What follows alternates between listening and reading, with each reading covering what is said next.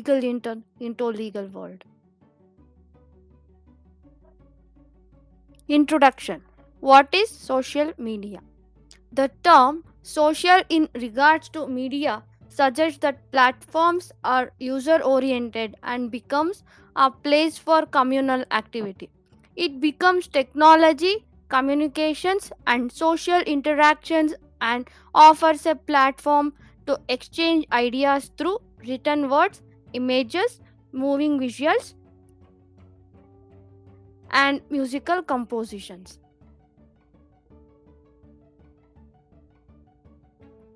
Different options of social media. There are different types of social media, such as social networking sites like Facebook, Instagram, Twitter, Gmail, Telegram, and many more. Blogs, vlogs, social news, etc. All these options are just to make accessible to people accordingly.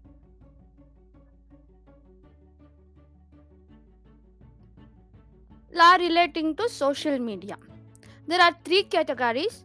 Number one, the Information Technology Act, Constitution of India, and Indian Penal Code.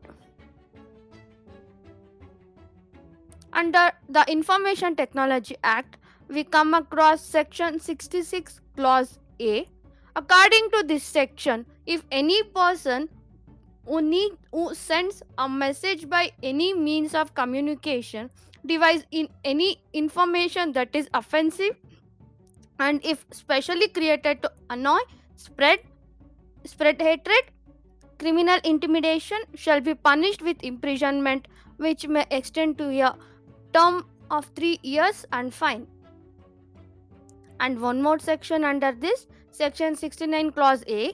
This section says that the government has the right to ban or stop public access to information that is not consistent with provisions of the government, and this section also provides a procedure of blocking access of the public to certain informations. Who doesn't apply with this provision will be punished with imprisonment for a term which may extend to 7 years and shall also be liable to pay the fine.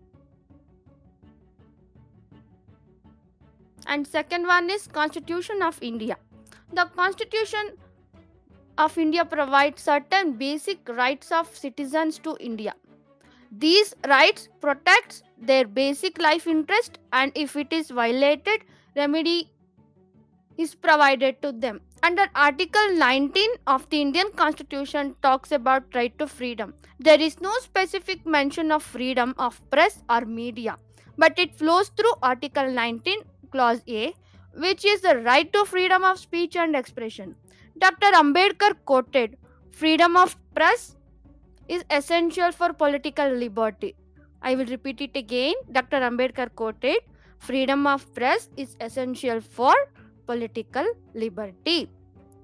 When men cannot freely convey their thoughts is to one another, no freedom is secured. Where freedom of expression exists, the beginning of free society and means of every retention of liberty are already present. Free expression is therefore unique among liberties.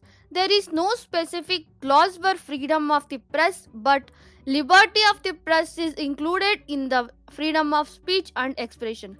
The press has no special rights or liberty as an entity, but it has the same liberty and right as provided to individuals of the country under freedom of speech and expression. For example, we can say journalists, editors can claim freedom of speech and expression as any other citizen claims it under Article 19 Clause A. The Indian Press Commission has rightly opined that the democracy of a country cannot be protected only through the help of legislature, but the opinion of people also matters, and what better medium other than media or press. Under Indian Penal Code, I will discuss about it. Now, the official criminal code of India is known as the Indian Penal Code, IPC. It is a true It is a thorough code that aims to cover all important areas of criminal law. Any person who violated the laws mentioned above will be dealt with under provisions of IPC. Here, I will speak about Section 295A of IPC, defaming religion or religious beliefs on purpose. Section 153A, encouraging hostility between groups based on race, religion, etc.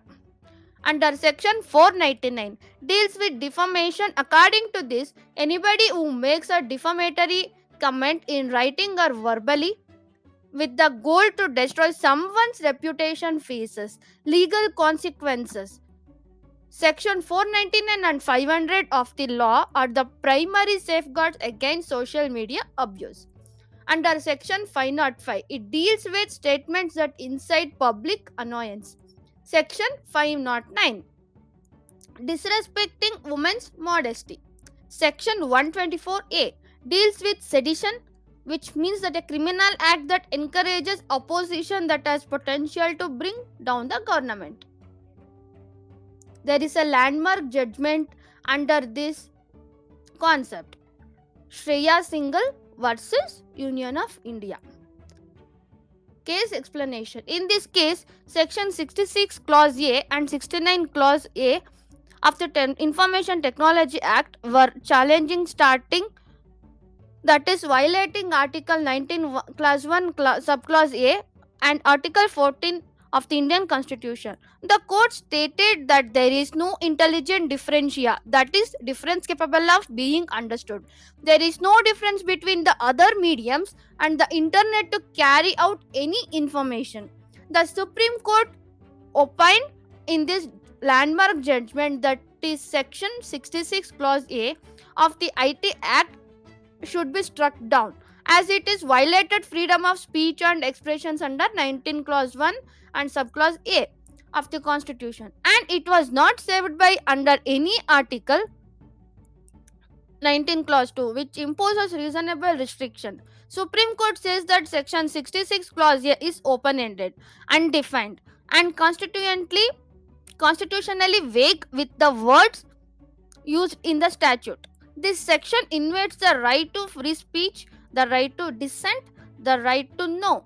Further, court added that this statute that no proximity relationship to public order failed to pass clear and pass danger test, that is US doctrine, which questions in case whether the words used are dangerous and will create havoc that government has a right to prevent. It is a question of proximity of degree. Conclusion. Because we live in a technologically advanced age, social media use has dramatically increased. According to a study, consumers spend 142 minutes a day on social media an average.